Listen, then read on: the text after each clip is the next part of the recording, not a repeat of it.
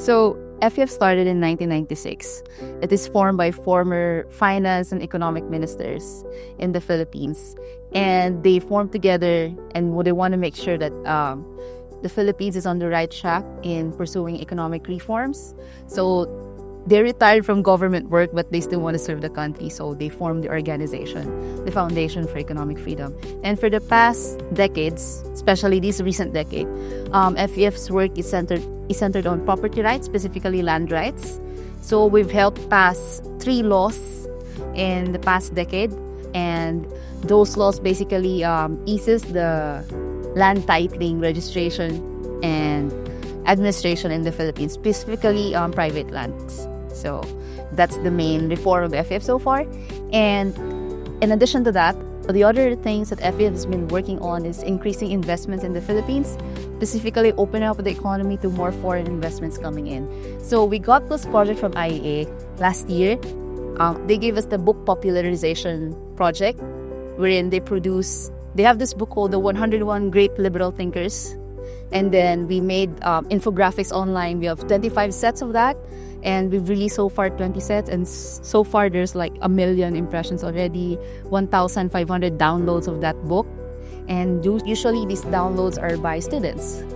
And we also have students, individual students, and student organizations who repost our posts for each infographic. And it's been really good. We cannot say that they suddenly become liberal thinkers, but at least it's in their mind already, in their parlance, that economic free market capitalism is what we have now, and we have to make it work for us. So usually we ask them a question. So apart from posting the face of the philosopher and then what he or she did, we also ask them a question, like simple question, everyday question. So we ask them. So suppose you have to go to the restroom, right? And you only have 2 choices. You have a government-run restroom that is free, and you have a private restroom that you have to pay like a few bucks.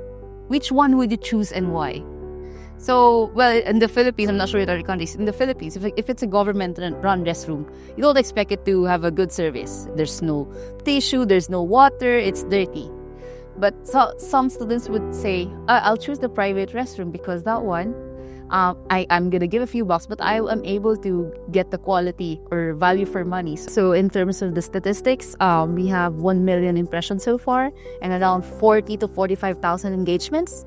And I think another important metric would be the 1,500 original downloads of the book.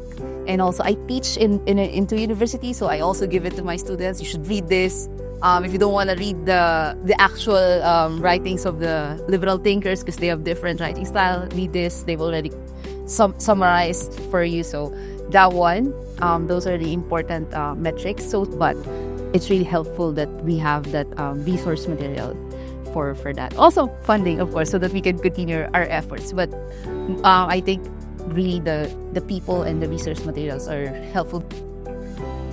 To learn more about the Whetstone Freedom Fund and what you can do to support its work, visit whetstonefund.org.